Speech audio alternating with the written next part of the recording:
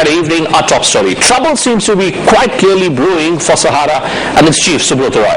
Market regulator SEBI has moved the Supreme Court asking for the detention of Subrata Roy Sahara.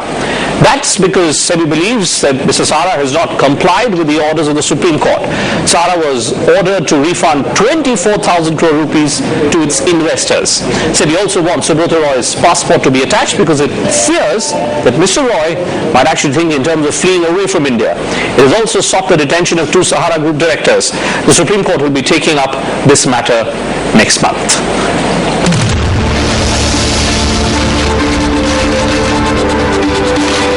Sahara Shri Subrata Roy, the man who knew how to live life kingside, from real estate to airlines to sports and glamour. Subrata Roy was everywhere. He had powerful friends as well, till today. These are the various investors in Sahara's financial schemes who are now turning out to be a source of huge legal trouble for the Sahara Group. All these are names which are now turning out to be fake. What this set of papers shows is just this, that a lot of these investors were allegedly fake investors, and Sahara Group was trying to use these fake names to generate cash for its different businesses. The key question then which arises is this: if all these investors were fake investors, then what was the source of income for the Sahara Group? How was Sahara Group making thousands of crores and creating all these businesses if all these entries, according to the SEBI, are forged? It all started with SEBI accusing Sahara of having raised over 25,000 crores from bondholders and other illegal means. But Sahara denied all claims of tax. It came out with a media blitzkrieg saying only 2,620 crores were to be refunded, and it had already paid 19,400 crores. SEBI followed it up by sending mailers to all the investors to find out whether they really existed. Reportedly, out of 20,000 mails to investors, only 68 investors responded. At the moment, the business activities of Sahara Group are now being scrutinized by SEBI. Yet, over the last few months, Sahara Shri has managed to buy out the Grosvenor House Hotel in the United Kingdom and the Plaza Hotel in New York.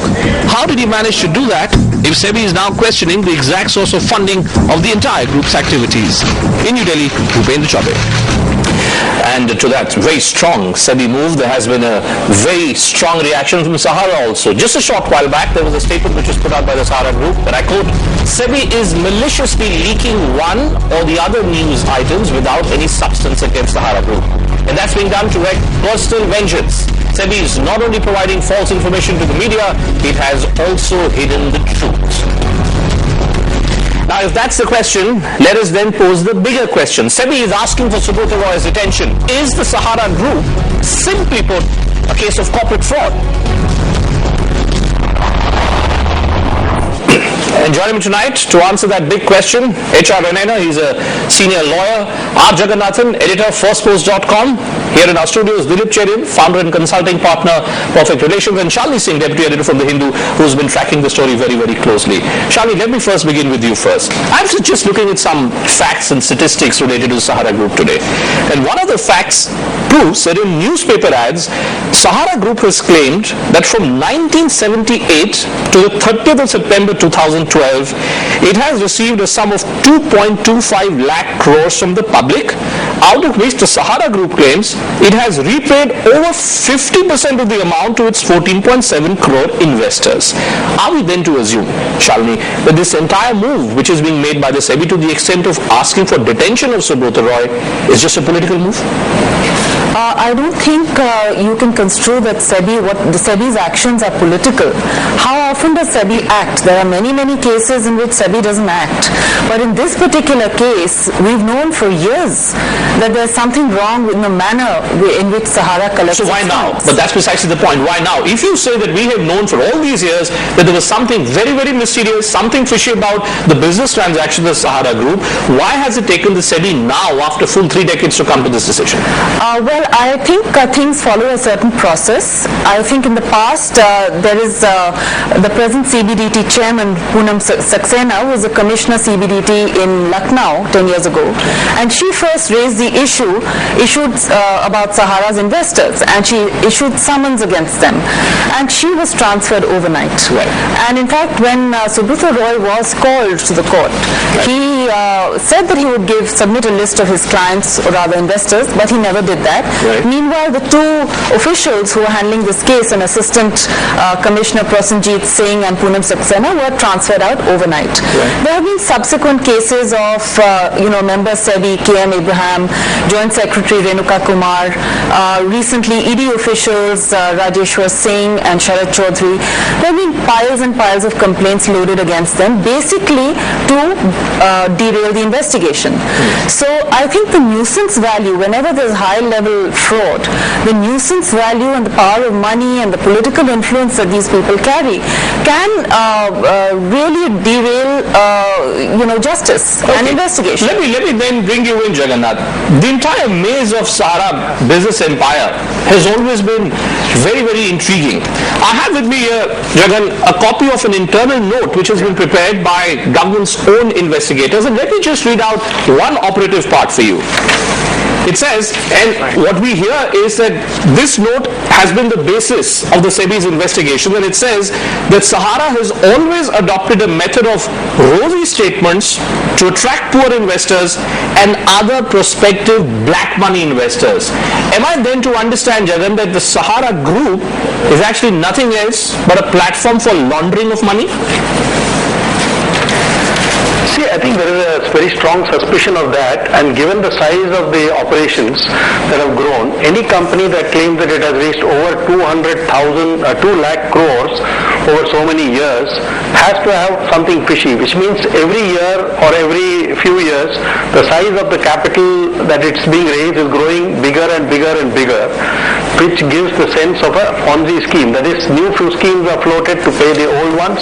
This is what SEBI said in its previous the K.M. Abraham said that in his 2011 report. Yes. So there is a whiff of the fact that more and more money is being raised in succeeding schemes, and every regulator has been after him. The Reserve Bank told him to wind up his operation. Then he goes and starts somewhere else, goes to the ROC and starts it. SEBI finds it by mistake and tries to wind him up. He drags the thing on for another 2 years in the Supreme Court and various courts. Goes to SAT, gets slapped, he goes somewhere else. I mean, obviously there is something wrong with his operation. And there is certainly, without political clout, you can't keep on giving the regulators the runaround. So there is some connection to that. So you believe that there is something certainly fishy. Dilip Cherian, come into the debate then. Let me once again quote the same investigation note. According to this investigation note, the two companies which are under the scanner of the SEBI, they were barred by the Sahara Group from carrying out any business transactions. Now look at what Sahara Group does. What it does is that it ends up floating all these companies. Sahara Q, Sahara eShine, Sahara M-Benefit, Sahara A-Select. According to this note, Dilip, all that the Sahara Group was doing was that it was simply moving its funds from those two companies from where they were barred from carrying out any business transactions into these companies. Would you then agree with Shalini and Jagan that this is nothing else but a case of corporate fraud which has been committed? I think that the issue of money laundering, which Shalini mentioned and which has been under government suspicion for a long time, yes, and especially with this Cobra Post revelation, money laundering is coming to the fore, and it's coming from many directions, because as your own documents show, it's not a new thing. Several governments have been cognizant of something going wrong, and the real question to ask is, as we said, I'm looking at it from someone who analyzes corporates and advises corporates. Yes. No advisor to Sahara. Yes. But the point is very simple, that large corporations of this kind, especially when they grow to stratospheric spheres without any basis of growth, are something that government needs to have taken action on much earlier, because the finger of suspicion, it's not a needle of suspicion, it's like a whole area of suspicion switching. So you don't buy this argument which is being put by Sahara Group that SEBI is indulging in a witch hunt here, that SEBI is trying to destroy us? No. Sahara's only point of view on this has always been, from what I've heard, is that we have these millions millions of small investors all over the country who are not able to reply to SEBI's questionnaire or whatever questions they ask, and these are the people who are the backbone of the Sahara so-called Sahara model of business growth. Yes. And I think that SEBI has done right in terms of making sure that this cover has been blown, and the only question is, why has it happened so late? Yes. And are we going to have a lot of burnt customers in places who, maybe some of who actually exist, who are going to be hurt because somebody's been keeping quiet and covering it up for too long? I am going to look at this political part of the issue a little more closely in a short while from now, because you're talking about an individual who was hanging around just till the other day with practically the who's who of the country. The top ministers, chief minister, the present chief minister of Uttar Pradesh and his father are known to have been the closest associates of the Saharas. The question, Mr. Narendran, is just this then, that if there is such a huge question mark on the actual source of funding for this entire group, which now exists as one of the biggest corporates in the country, who really was the Sahara group representing? Whose money was Subrata Roy really playing with them, Mr. Narendran? That's one question which I can't answer, whose money it is. That's for the investigation agencies to find out. What is important is that this money, as they themselves have admitted, belongs to a large number of people, millions of people. So the only question before the authorities is, who are these people? Are they genuine? Do they have an Aadhaar number? Do they have some form of identity? And if they have some form of identity, then that is for Sahara to establish.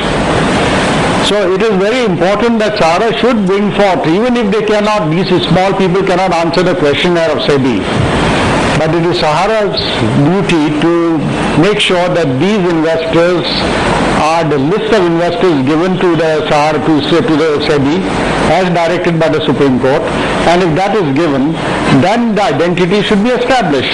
Okay. And SEBI can make a random check to find out whether really they are genuine. But Charlie, that's easier said than done. That's easier said than done. Because again, I was just looking at some of these receipts which have been given to us. This is how the Sahara group really has been working. There is a name of a supposed investor by the name of Aman Khalun. Now, Aman Khalun actually doesn't exist as an investor, because when we tried to find out from the address which was given here whether any such individual stayed here or not, we found out that the address which was given here, for which a check has also been issued, this address doesn't even exist. This is precisely the way in which the Sahara group was going about carrying out its business affairs. And isn't that the real problem, Shalini, before Sahara? If you remember the Indian Express story of 2 days ago, that they were only able to trace 68 investors, that adequately proves the charges in the courts that they don't maintain records and they have a large amount of unaccounted cash money. There are also details of cash, inflated net worth, because you just move the cash around in several bank accounts and several companies, across several companies in one day, to just balloon your net worth. But so, the question is, whose money is this? If all of us are in unison saying that these are all fake accounts and this is a huge scam which has been playing out, but this is a scam which has been playing out since 1978. Surely someone was pumping in the money, Shalini. Whose money is this which belongs to the Sahara group? That is exactly what we just discussed. That is the job of the investigating agencies, and I think we both know, without openly saying it, where Hawala money does come from, whether it's routed through banks or, we know where the money comes from. Jagan, can we really expect to get to the bottom of this one? If SEBI has gone to the extent of asking for detention of Sahara Shri today, can we assume here that maybe we will really get to know at some stage whose money was really being managed by Sahara Shri here? No, I don't think we'll ever get to it, because too many people are complicit in it. First, there are a lot of politicians whose money is probably there with Sahara, and the fact that he was so close to many of them, that tells its own story. A lot of people from Bollywood, once again not a source of a lot of white wealth, are close to him. So a lot of people with large incomes. If you see Sahara promotes the whole cricket team, it does a lot of things with big money events, it goes into Force One event, all events which need a lot of money Sahara is involved in. And so a lot of it, the money involves people who have a lot of money who may have to hide it somewhere or the other. So in this kind of a situation, when so many powerful people, rich people are actually going to worry about it, I don't think it's going to come out very easily. In fact, the very fact that Sahara said that suddenly when the judgment came, that 24,000 crore has become 2,620 crores, it shows that very large sums have been paid. If you are going to find the little Kalavatis who was given 5,000 rupees in some village in Uttar Pradesh, you could not have repaid 22,000 crores in a matter of months or weeks or whatever it is. So quite clearly it is the big chunks that have gone off, and whoever has put the money with Sahara has been given back the money, and the money is resting somewhere else. But Dilip, so now it's very difficult to trace. Okay, difficult to trace, but Dilip, I'm still rather amazed by the sheer scale of operation of Sahara Group. Here you have a company which has launched so many companies, which is involved practically in every business that you can think of today in our country. And here we're talking about what is the seed source, what is the source of this entire company. I mean, isn't this a bizarre situation, Dilip? I don't think it's bizarre because of the fact that we as a nation have been ducking this issue for a bizarrely long time. The fact is that this kind of scale of money cannot come from any legitimate industrialist who's trying to clean up his books. This has to come from people who don't have books. And from 97, we have been having these people without books rule us, be in opposition, come back, and that does not mean only people who are in elected office, but to actually float these companies requires the complicity of a whole bunch of officials at the grassroots level who actually file papers and accept all of these. Right. Shall we? Sahara wanted to come out with an IPO some years ago. So in the red herring prospectus, they stated that their liabilities, current liabilities, were some 15,000 crore rupees. Yes. Despite that, 2 years ago, when Sudhir Chandra was the head of the CBDT, they gave them a rebate, a tax rebate of some 1,500 to 2,000 crore rupees.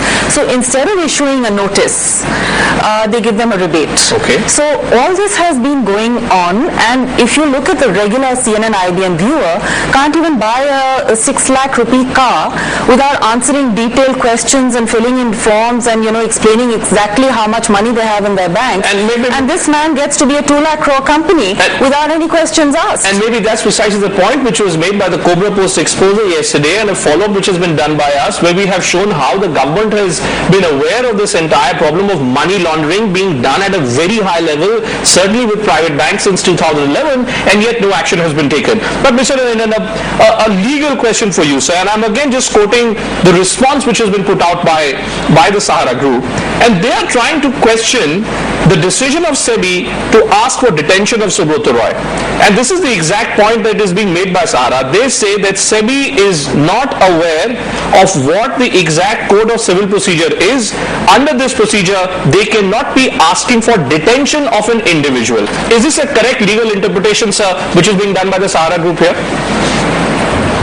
Well, they are making a petition to the court.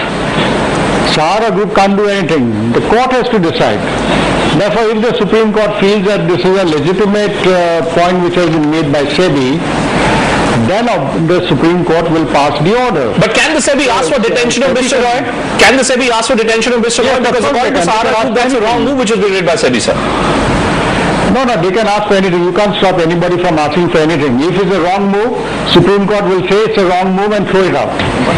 But SEBI is free to ask for what it wants. Any litigant is free to ask for what it wants before a court. It's the court which will then decide whether it's a legitimate demand or not.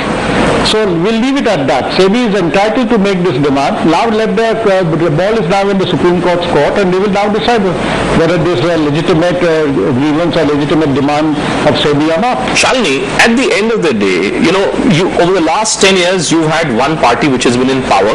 In the state of Uttar Pradesh, which really has been a fiefdom of sorts for the Sahara Group, you've had different parties coming to power.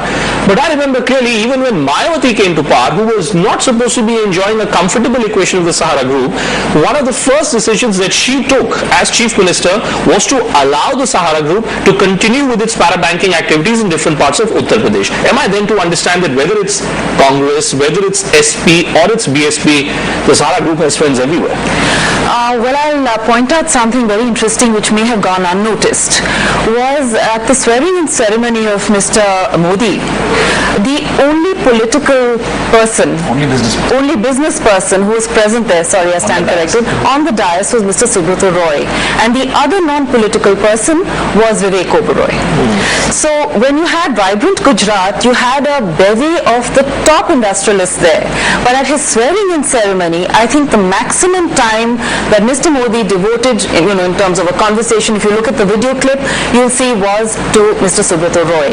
Now, but many would say there is nothing wrong. There is nothing wrong with Mr. Modi having a conversation with Subrata Roy. I mean, he's at the end of the day a businessman. Now today he stands to be a contentious, controversial businessman. I mean, kind of, if there are any inferences to be drawn in the manner that you're suggesting, that he's close to all the top politicians. And now he's also very close to Mr. Modi, who is not an ordinary man. He's a prime ministerial candidate for the BJP. Could it be, Jagan, could it be that here is a scenario where the Congress, not really sure of what its electoral fortunes are going to look like, aware of the fact that the Samajwadi Party could turn out to be the biggest nuisance of sorts, also an open secret that Samajwadi Party is extremely close to Subrata Roy and the Sahara Group.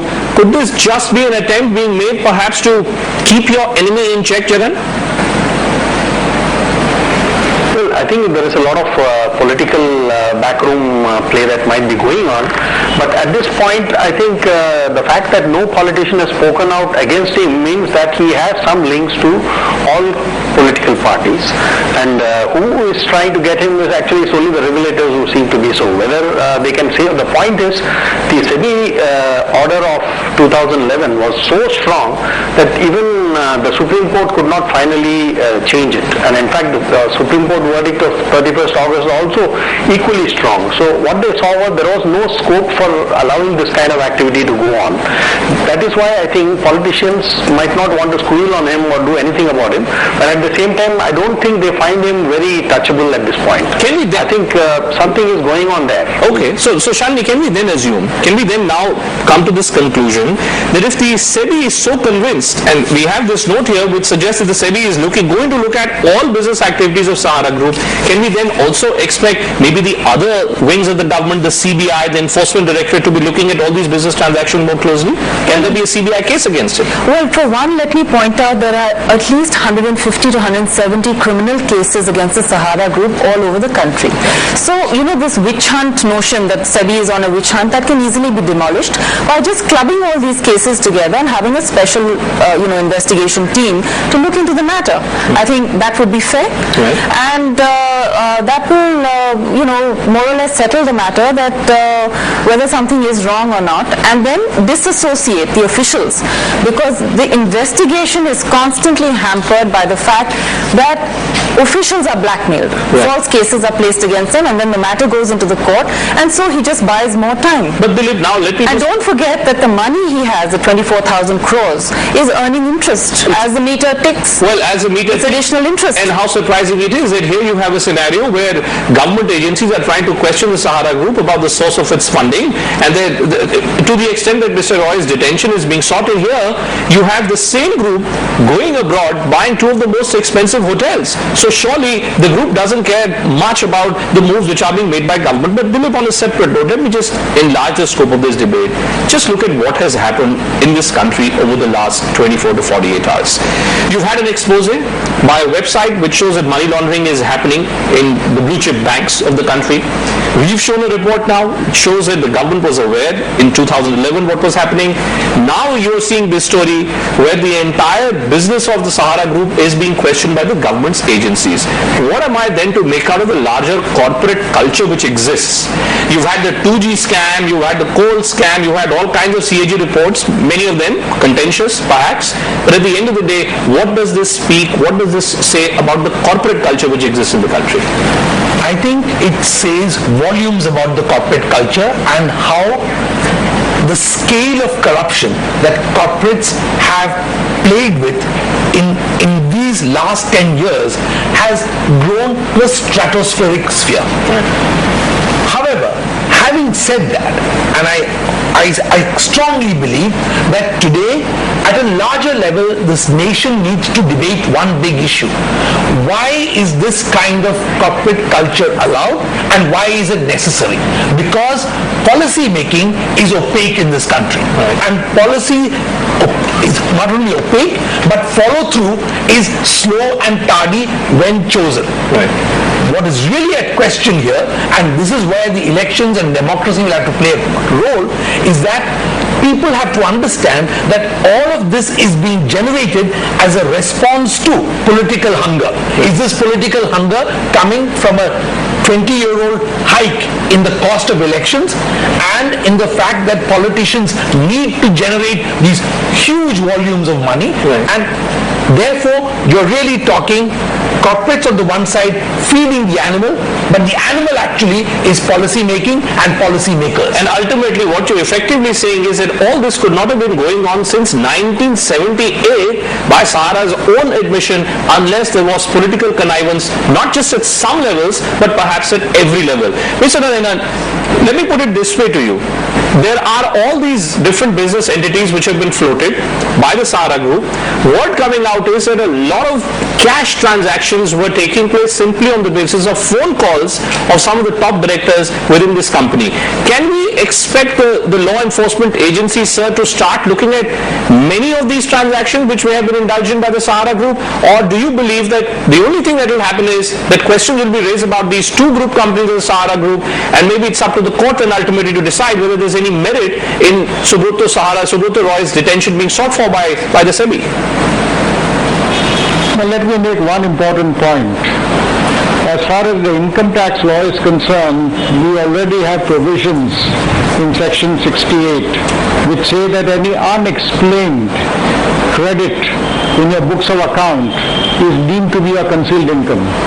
All that the Income Tax Department now has to do, and do it with great force, especially since there are a huge fiscal deficit, is to ask Sahara to prove the genuineness of these investments, and if that cannot be proved, that it will be taxable as their income of that year with interest and possibly with penalties.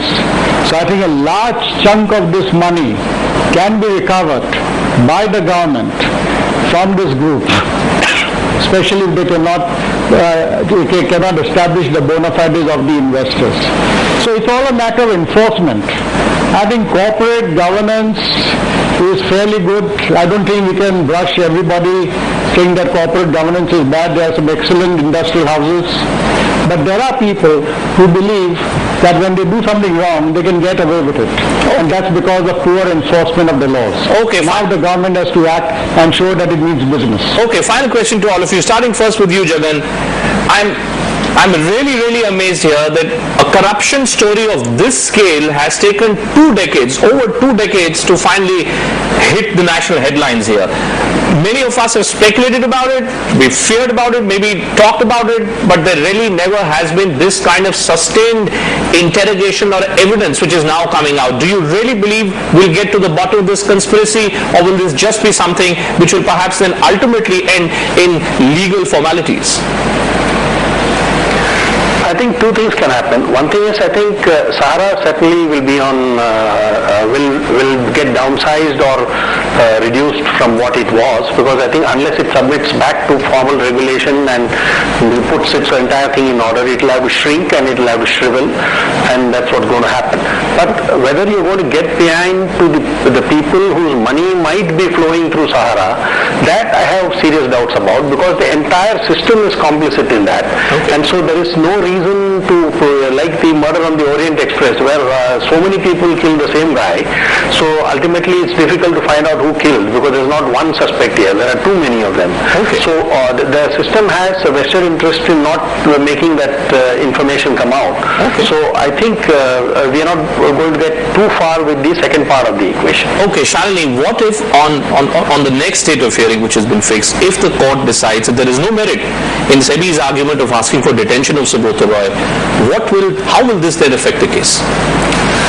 Well, I think that will be damaging, because I think there's a lot of evidence that has not been placed before the courts, as far as I know. One is that the income tax has done a special audit report. I think that should be made public. And we know that the ED officials have been prevented from doing their work. CBI's performance in 2G and other matters we are well aware of.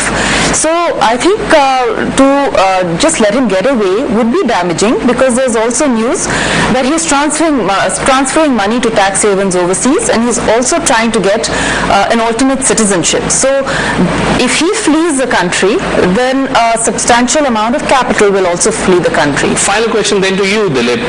Can we really expect a neutral, unbiased investigation into the entire Sahara group as a whole, not just 2 or 3 companies, but into the entire group as a whole? Because that's the only way that you'll come to the bottom of this conspiracy, this mess.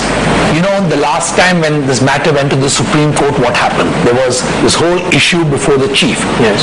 And this judgment, as it were, just came out in the right form thanks to a lot of intervention by other people into making sure that it happened right. So my anxiety is that the volumes of money, the players involved, and the timing of all of it needs to be run through right now.